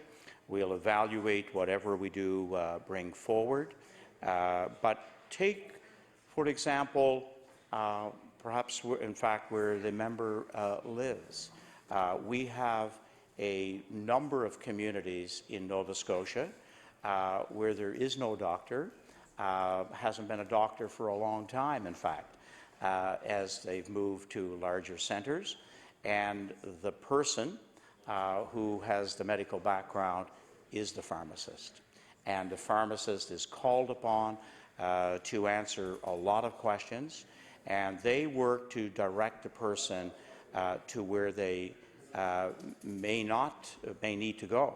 They may not be able to provide the help they need and direct it accordingly. So they certainly have a key role to play in our healthcare system. The honourable member for Argyll-Barrington. Thank you, and I agree with your comments, and I've always been impressed with the pharmacists that I've always interacted with, whether it's Jim McLeod at the pharmacy in Yarmouth, whether it's Monica Taylor at the medicine shop right next to my constituency office now. I had a lot of chance to talk to her. Jenny Prouty at the pharmacy in Pubnico. All of these are extremely well versed and go-to people when you really have a question that you didn't have a chance to get off to the doctor, you couldn't get the appointment in there, you really weren't going to go to outpatients in order to see someone. They were your point of contact. And I think they can be a bigger point of contact as well in the system. The next question I'd like to ask, and I've got two of them. One is about the National Pharmacare Strategy, because I've been hearing that rear its head again, or the Seniors Pharmacare 25-75 split on the costs. So maybe I'll talk National Pharmacare Program, because that may be a little quicker and easier, but something that I talked about as a minister, and we had a number of provinces that were on board, and we had a federal government that didn't want to play with us at all, and it basically died after Ontario dropped out. But is that starting to rear its head again with the Council of the Federation, or is there discussion going around about a national pharmacare strategy?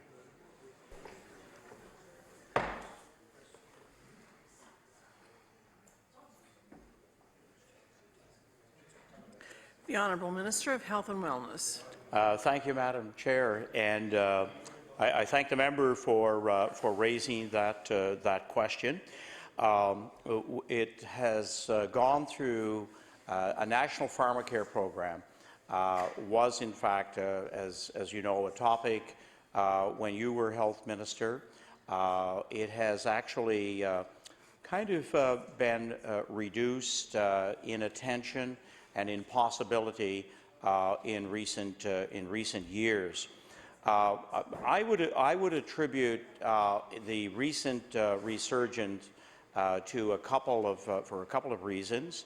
One of the three major messages that CMA President Dr. Danielle Martin, it was CMA, right? Yeah. When her time as president, and she continues, of course, to report to be a reporter with CBC The National, and she is a strong proponent of how taking even 20 pharmaceuticals, how it would dramatically improve the health of Canadians if there was full access to 20 pharmaceuticals.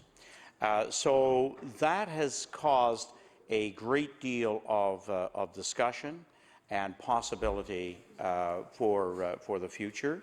When you have our largest province, Ontario, also starting to make noise, and I've had a couple of conversations with Dr. Eric Hoskins, who is the Minister of Health for Ontario, and you know, he is feeling the tremendous weight of the cost of health care in his province, and he's looking for you know, some relief, and again, he is starting talks about how this can be of benefit to all Canadians. So I can see in the next Ministers' Conference that this will be there. I think it will surface during the federal election period once the parties make known what they're prepared to do. I think there is great value in us having a national pharmacare program, and especially as some of our pharmaceuticals are such a cost driver in our system. We are going to the per capita funding over the next 10 years. That will take $1 billion out of healthcare in Nova Scotia.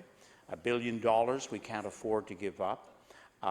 When I met with Minister Ambrose, it was one of those areas that I said perhaps the time for discussions are past, because it really was over about a 3-4 year period.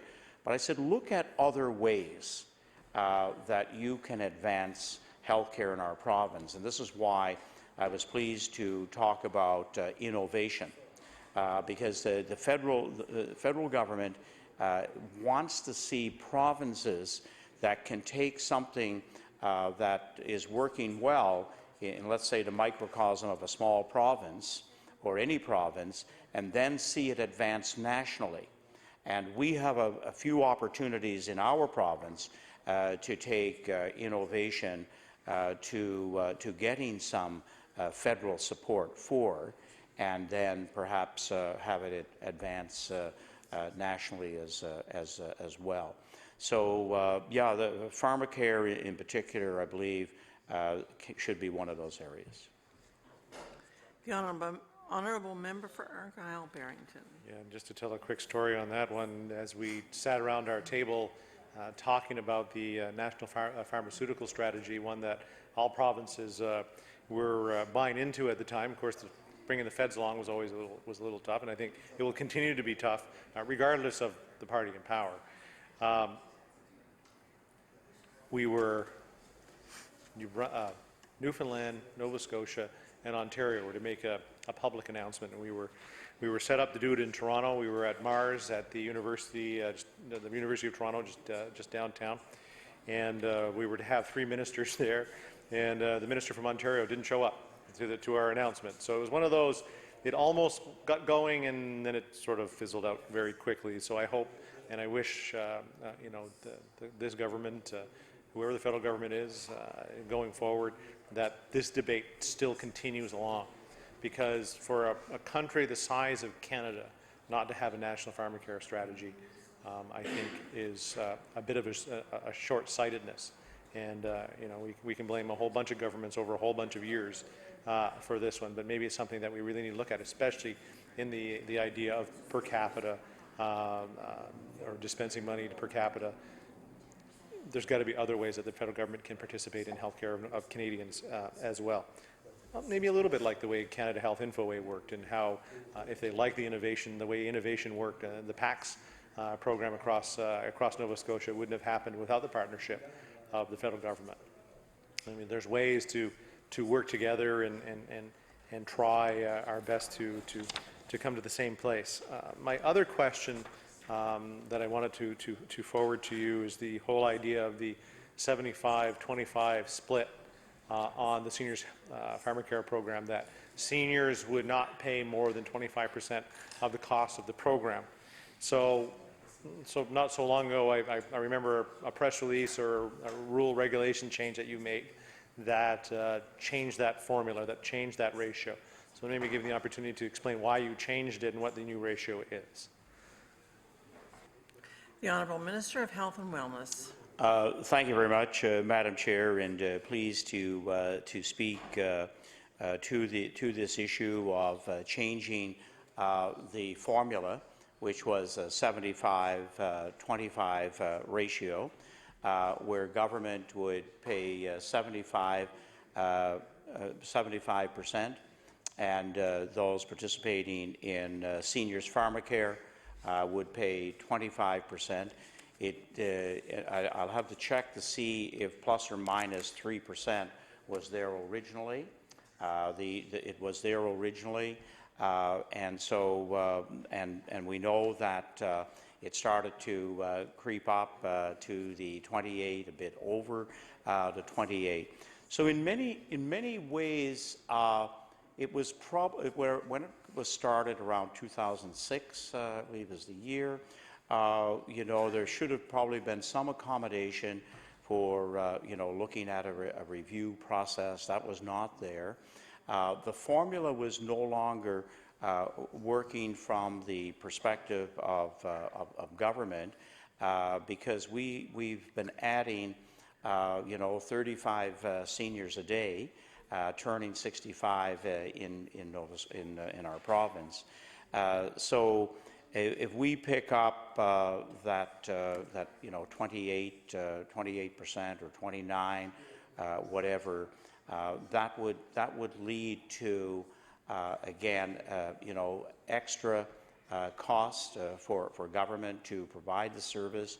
We're able to distribute the cost among I think about 120,000 seniors in Nova Scotia, which means that we can keep the premium and the copay at the same rate. So so that allowed us to again get some benefits from the number that are currently joining now each and every year. The honourable member for Argyle-Barrington. And of course, the discussion continues, or used to continue, with the Council of Nine. So the Group of Nine, a number of seniors organizations that would sit down. You would have this debate and discussion about mostly about pharmacare. There was a lot of other issues, I think, under the Department of Seniors that they were interested in, but you would always get back to this. And I think we had made a commitment back then that we would not change that ratio one way or another without their agreement or their understanding. So I'm just wondering how you do that now, if there's really no Group of Nine, if they're sort of all participating with the Department of Seniors. And I know this is more of a Department of Seniors question than it is health, but it is health program. So just wondering how you consult with the seniors groups to make changes beyond the 75-25. And you really didn't, maybe I wasn't listening, but what is the new ratio on the seniors pharmacare program?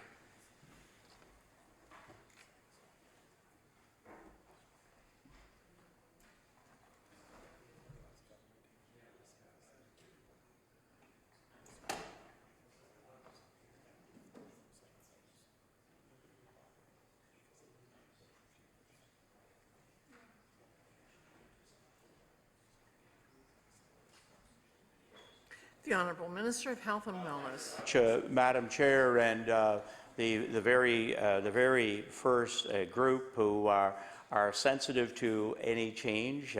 Group of Nine, of course, are seniors. They're on fixed income, and they're a great sounding board, and they give you know, great advice, great reaction, great presentation of the needs of seniors, because they represent 9 different organizations of seniors. And I've enjoyed every meeting with them. And in fact, I remember today that I spoke to them about changing the formula, because we had every space at the Department of Health filled up, and we had to find a boardroom at the NSTU office in order to hold our meeting. So you know, when they understood that you know, we're all part of making an collective impact for fiscal health, and it wasn't going to change what they would pay for a premium or co-pay, they were okay with it. And as I said, my commitment is to keep that premium and co-pay, because we do have, and will have, a big seniors entry, and we're getting a very, very high percentage of pickup right now. We had some people that didn't sign on to seniors pharmacare, but I think we keep the actual rate itself at a good place. And of course, we have the program whereby if you're receiving the supplement, the OAS and the supplement, it is no cost to you to join senior pharmacare. And again, I applaud previous governments who made that arrangement for our low-income seniors. So I think if we can keep that cost point at the place where it is, that's certainly the goal. But I just was doing a little quick calculation today on projecting seniors populations, and right at the very moment, 24% of our population, that's the true baby boom cohort, 24% are between 50 and 65. So we have these huge entrants that are coming in. So if we stayed at the formula, then we saw where the cost driver again for senior pharmacare was going to be. The honourable member for Argyle-Barrington. So what I hear is a commitment from the minister to make sure that the premiums and co-pays don't go up. But at the same time, knowing full well that the cost of that program is going to continue to rise. So, I just hope I have the assurance of the minister that those seniors that need it will be receiving it at that lower cost, because they are in fixed income. They really have no way to pay more for anything. I'm quite amazed by many of the seniors in my constituency looking at their cost pressures. I mean, there they are living in their homes. A lot of them are running a car and buying groceries and buying oil, and we all know how that can be. They're running old houses that are probably not that energy efficient, and they really don't have any extra money at the end of the day. It was kind of funny. We had that meeting about dialysis not so long ago, where David Cleaver sort of he had sort of done a little accounting of what it costs to go to dialysis in Yarmouth versus if you were owning your house or actually just renting. And every cent of the old age was taken up by just normal living. Just hopefully nothing is going to happen. That God forbid that you need a new roof or a new furnace, or your car breaks down, or any of those other expenses that we all know come along. But there's no capability for our seniors to pick those things up. And a lot of our widows and widowers in our areas that try to do that on their own, I really don't know how they do it. It is always an amazement to me. So I hope I have the minister's assurance that they won't be paying any more than that. The Honourable Minister of Health and Wellness. Thank you, Madam Chair. I'm not sure if the member wants a written document here or what, but no. This is an area that's very, very importance to our seniors. We know that that demographic of, and I think we've got about 46,000 seniors over 80 years of age. They would be some of the higher users of pharmaceuticals. So our commitment as a government is to work to make sure that if we change the formula, the premium for now and co-pay is at a good rate. We got huge pickup of seniors coming into the program. We hope many of them will stay healthy, not need to be a cost driver to the pharmaceutical program, but it's there for them. And we want to maintain what I think is one of our top-notch programs to assist seniors in the province. The Honourable Member for Argyle-Barrington with 2.5 minutes remaining. Thank you, Madam Chair. I thank the Minister for that answer, but we'll have to be vigilant to make sure that it does stay affordable for seniors. So maybe I'll switch gears before we end up my hour, and hopefully pick it up after the end of it. But it really revolves around the nursing strategy, and we've had a lot of questions around that in the House of Assembly over the last number of weeks, around the availability of nurses in many parts of our province. Some of them I think as a result of the uncertainty around Bill 1 and how the new district health authority is going to roll out, how nurses are being treated. So just wondering maybe what when we expect to have your nursing strategy come forward, and what kind of dollars are being allocated to that to make sure it happens. So that'll be my kick, and then I'll hopefully pick it up on the other side. The Honourable Minister of Health and Wellness. Thank you very much, Madam Chair, and I hope the member opposite is available today. We release our strategy. We haven't picked, I guess, a place and time yet, but it will be in the month of May. And we know that Nursing Week occurs in the month of May. That's a possible time, I guess, to bring out the nursing strategy.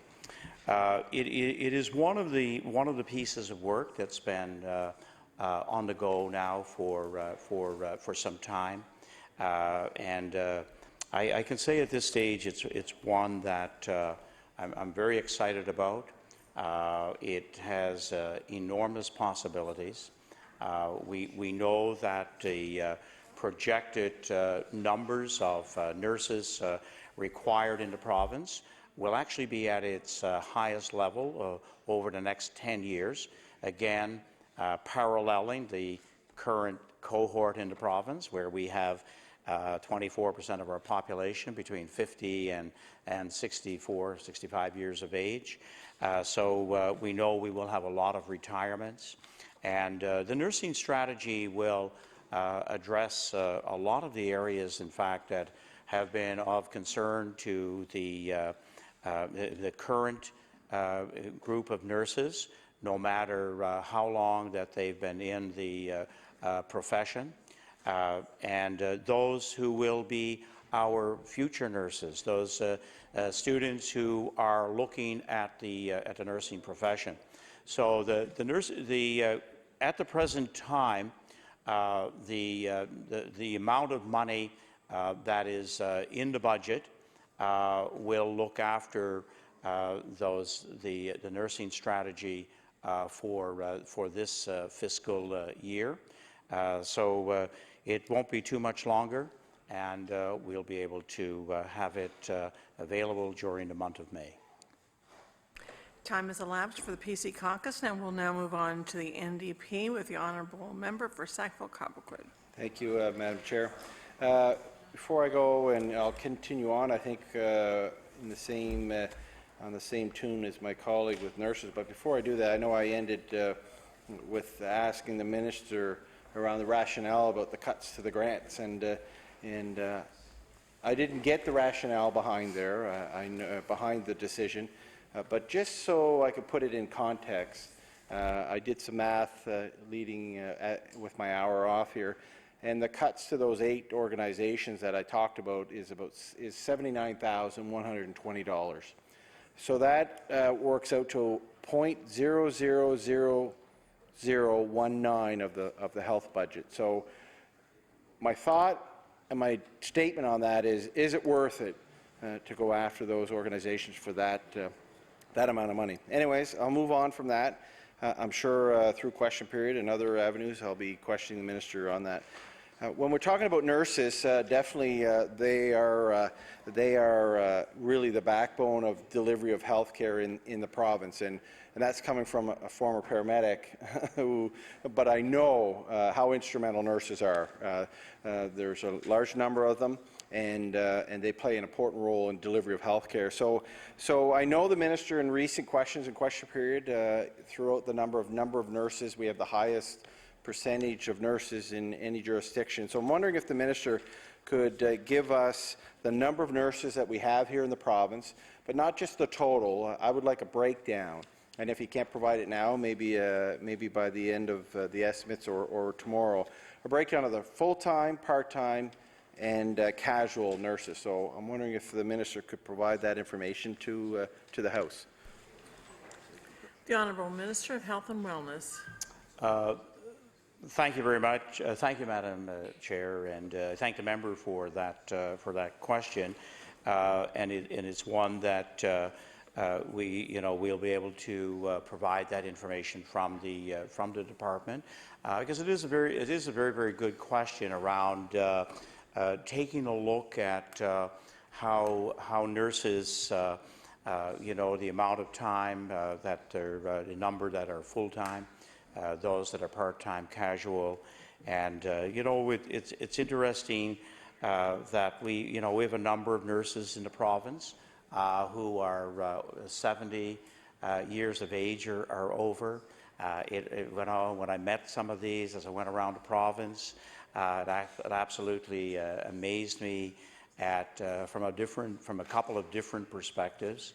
One, at how much they absolutely enjoyed their career, gathered each and every day inspiration from a very purposeful career, and again at 70 years of age, having continued professional development, and a number who spoke to me about getting their degree in nursing through the programs, especially at St. FX, and perhaps the other universities have extension degrees as well, but a number who got their degrees very, very late after 60 years of age, which I found quite amazing. So we have nurses that do continue full-time and part-time, for very, very long careers, and that's one of the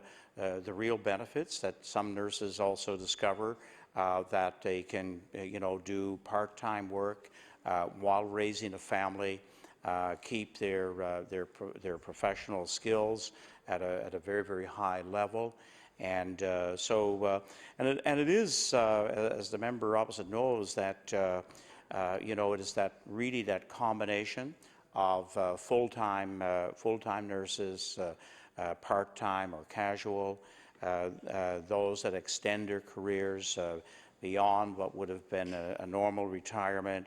These are all part of that makeup that allow the system to function very, very well. We know that at times we will have some gaps because there are specialty training is required.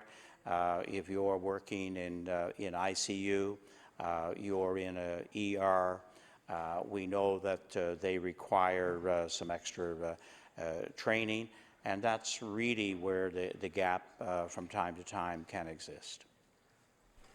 The Honourable Member for Sackville-Cobequid. Thank you, Madam Chair, and I thank the minister. And I'm wondering when could the minister provide that? Is it just a matter of tomorrow, or is there a longer period? So tomorrow, I appreciate that. So the minister mentioned about meeting nurses and their age, which I won't go anywhere near that topic on the age of our nurses. That definitely be sensitive.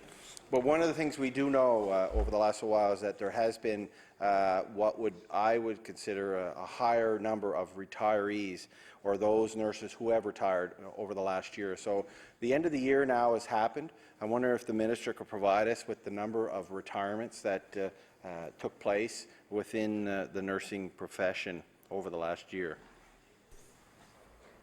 The Honourable Minister of Health and Wellness. Thank you very much, Madam Chair. And the number of retirements for the current year is 341. The Honourable Member for Sackville-Cobequid. And I'm gonna try this. I know it doesn't pertain to this year's budget, but how does that compare to the previous year? Does the minister have that at his fingertips, or does he know? And I believe he probably does know how does that compare to the year previous? The Honourable Minister of Health and Wellness. I'm going to say it was around the high 290s, 300, but I'll get that figure and firm it up for him. I had been looking at that pattern of the past 10 years, but more importantly, looking at projections of retirements. And there was a breakdown in each of the districts actually as to projected retirements. And when you're looking at right now the largest single cohort in the province are between 55 and 65. We naturally have, and we're talking about 78,000 people between 60 and 65. I think it's 75 between 55 and 60, and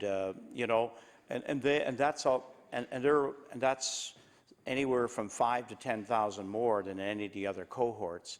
So it's only natural then, by extension, we will have a significant number of retirements, and this is why when the former governments decided that we had to increase the number of seats in our nursing schools, and we went from about 300 to 401 seats in our 3 nursing schools, and the tracking looks good. We're retaining 92% of our nurses who graduate, and so our tracking looks very good. The total number of nurses registered in the province at this time is at the highest level that we have had. Of all those statistics, probably the one that I've been most impressed by. Here's the statistic that I've been most impressed by. 138 nurses came from other provinces, not to work part-time, not to work casually, but to work full-time in our province. And that says a great deal, I believe, about how the profession is looked at and the environments generally in which they work. We know we have some very challenging work environments, but overall, we are at a very good place when it comes to nurses, and the nursing strategy is going to build on where we currently are. Member for Sackville-Cobequid.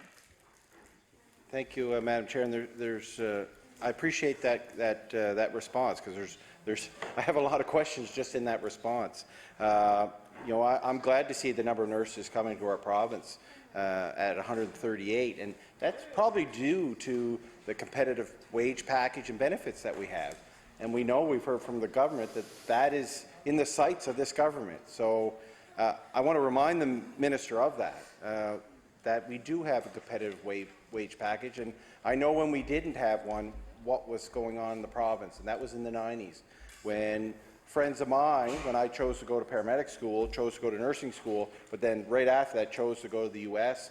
and other jurisdictions. So be mindful of that, and I think that success says a lot about the benefits and the packages here that we are being looked at in other jurisdictions. So I'm wondering, we have 401 seats in nursing.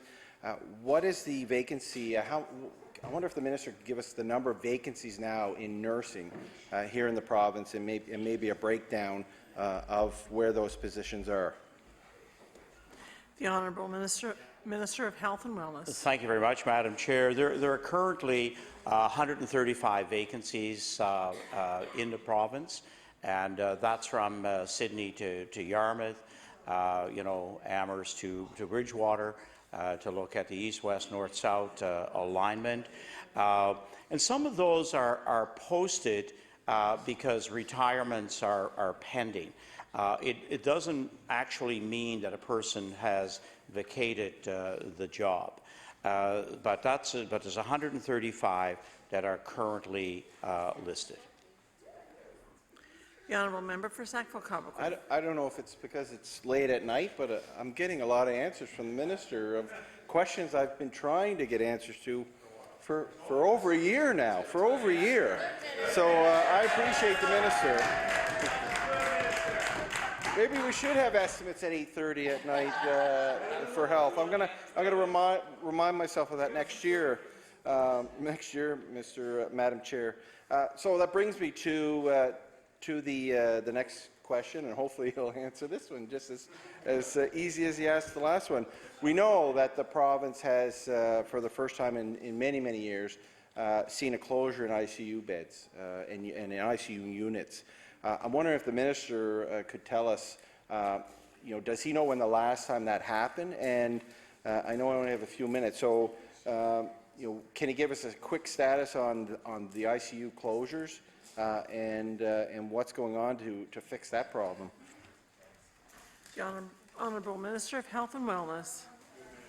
Thank you very much, Madam Chair. And with how much time? With 5 minutes, 5 minutes remaining. As I used to say to the Minister of Finance, 5 minutes. That'll be used up clearing your throat. But anyway, here we go. Obviously, hiring nurses to come into the province in that emergency type situation is certainly never our first choice. And the former Capital Health District, now part of the nondescript Central Zone, there were 15 travel nurses that came through an alternate procurement process. They began work in March, and they'll work on a rotating basis, possibly as late as October. That is not part of a long-term contract, and the area that I know the member wanted very clearly was what would be the cost, and it actually turns out that we haven't been billed at this stage. So they, probably are working perhaps under the auspices of the agency. We have agency nurses that fill in, of course, from time to time. What I'm really confident about is that we currently have 28 nurses being trained for ICU work, and those are primarily going to be oriented here in the Central Zone, and I believe they will, and of course these will graduate at the end of May. That's where we are. I think the last time nurses came into the province was through the Cumberland Health Authority, and that was in 2010. I'm not sure who was in government then, but there were nurses that came in during the 2010 year. What I do know is which I find what I know is astounding. What I do know is this: that during the time we had closure of the ICU, there were nurses who were part of the NSNU who reached out to say they were available. Could they work at the QE2? Could the NSNU nurses work at the QE2? We know that that was not possible, and that is true. And so, well, it wasn't done, and so we know that we can solve this problem right here in our province, and we need to look at mobility of nurses, and in fact, I believe nurses, NPs, and RNs can help us expand primary care in this province to a very, very high level. We know that physicians will leave a community, and I believe in taking a look at the work of our nurse practitioners and our RNs across the province. We know that they can fill roles in primary care. They're demonstrating that very clearly now. Order. The time allotted for consideration of supply today has elapsed. I recognize the Honourable Deputy Government House Leader. Thank you, Madam Chair. Madam Chair, I move that the committee do now rise and that you report progress and beg leave to sit again. The motion is carried. The committee will now rise and report its business to the House.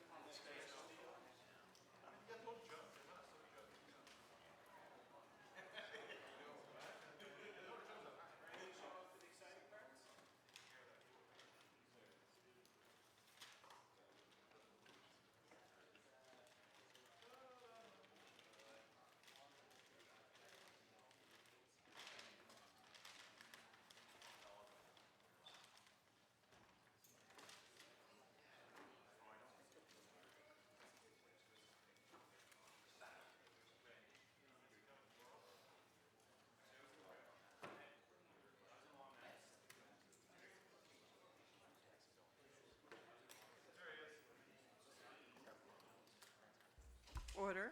The Chair of the Committee of the Whole. No? Okay.